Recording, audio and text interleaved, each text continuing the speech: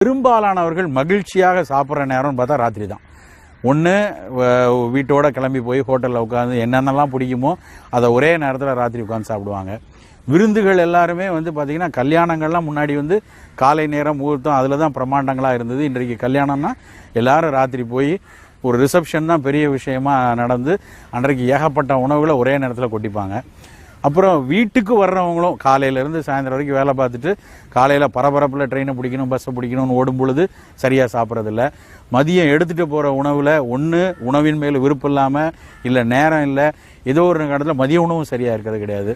அதனால் ராத்திரி கட்டுன்னு கட்டிடுவாங்க, இல்லைன்னா நிறைய உணவை சாப்பிட்ருவாங்க, தேவையில்லாத உணவுகளை எடுத்துருவாங்க. இது ரொம்ப தப்பான விஷயம். இரவு உணவு எப்பொழுதுமே எளிய ஒரு உணவாக இருக்கணும்.